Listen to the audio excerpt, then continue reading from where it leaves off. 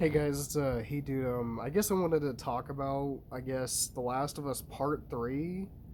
I guess possibly being made by Naughty Dog, because, they made the first two games. And I'm like, see, here's my opinion, and I love both. And I'll admit, I haven't fucking finished the first one yet. And one thing I didn't realize is both The Last of Us Part 1 and 2 remaster were basically the same poster, just with Joel and Abby on both of them. But I just kind of feel like it doesn't seem to make a lot of sense to make a third game.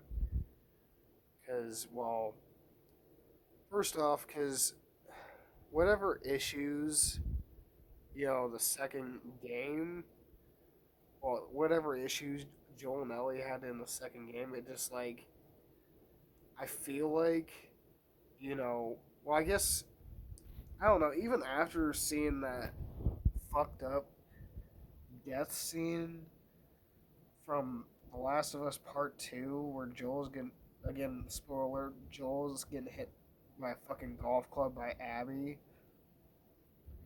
I mean, that was only because, he's basically trying to save her, but it's like, that was still a fucked up part of that game. I was like, oh my god, like, it just didn't feel right that they killed him like that because he's basically like the Rick Grimes of the Last of Us series.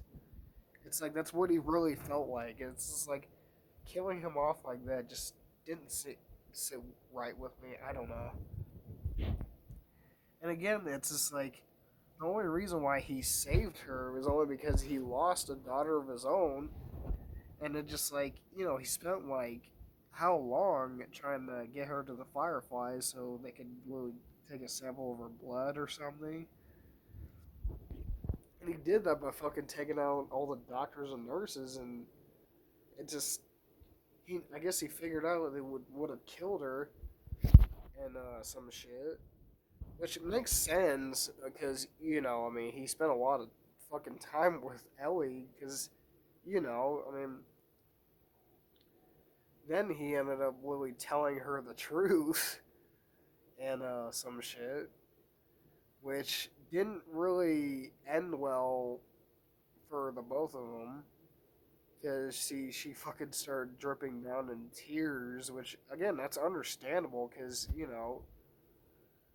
she was fucking surprised that he did that, and I guess what she felt like was that he ruined her chance of saving the world, or I guess she was supposed to die in the hospital, and she was basically like, "Why couldn't you let me die?" Which I'm like, did she want to die? I guess. And it's just like after that, she was like, "Don't fucking touch me. I'll go back to Jackson, but we're done." Which again, that's a reasonable fucking response, but it's like again, I mean, to not talk to him for how long? It's just like I don't know. It's just like I can understand that, but it's like that's crazy. I mean, even the interactions between Joel and Ellie, it's just like he did basically feel like he was her dad, even if he didn't say, even if he did say he wasn't her dad. Not to mention, he literally stood up for her to some guy that literally said some, insensitive shit towards her and Dina after they kissed. I mean, after he fucking stood up for her, she was like, what's wrong with you? He's like, he had no right. And he's like, and you do? I don't need your fucking help, Joel. Which I'm like, damn,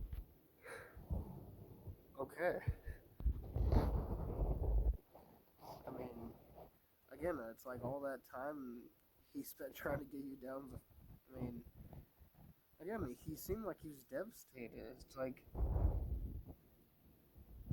I just don't understand why he didn't tell her that he did that because, you know, he wanted her to be his daughter basically, only because he lost Sarah and some shit.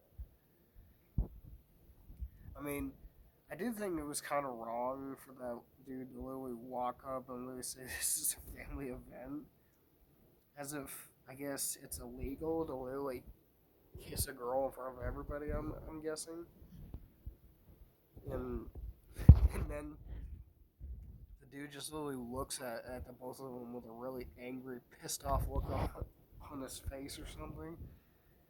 I mean, she does apologize, but he just keeps looking at her, or like they're just a couple of pieces of shit or something. And then he was remember there's kids around, and he was like, yeah, like you're setting such a great example. Is like, oh, just what this town needs another loudmouth, which I'm like, holy fuck. I'm like, dude, that was going a little bit too far, don't you think? It's like, I thought that was a little bit uncalled for him to say that, though. The one thing I don't understand is, like, again, like, she broke up with Dina just to take off to literally avenge Joel's death by trying to kill Abby. And it just, like, she does eventually almost kill her, but then it's only because Joel literally jumps up in her consciousness, or she just remembers him, and then she just decides, I mean, it ain't her. Like, and then just fucking gives up and she's like, just take him, and like, what was the point of literally breaking up with Dina if you weren't even gonna kill Abby? It's like, what the hell was the point of that? It's like, again, I mean, like, she took everything from him, including what could have been her dad. Like, I'm like, it's kind of sad to see, like, I mean, I guess she just felt like she would have regretted it if she would have killed Abby, but, I mean, alright. But, I don't know, the ending I feel like was just kind of sad, in my opinion, because, she has her last guitar solo and shit. Because I even remember watching the ending on my phone, like, a while ago, and it's just like, it's so fucking tear jerking.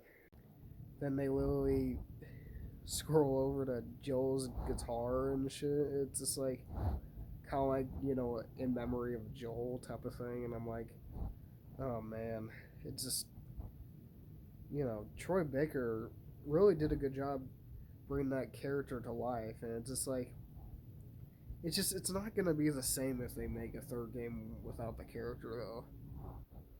I mean, again, it's just not gonna be the same. Because, he was like one of the best characters out of the whole Last of Us game series. I just, yeah, so I guess that's it today for me talking about The Last of Us Part 3. I mean, again, I hope it's good, but if it's not, I mean, I'll still try it, but I don't know. Last of Us Part 3 won't be the same without Joel, so yeah, I guess leave a comment below if you guys want to subscribe, share, maybe. I'll see all you guys later. Peace out.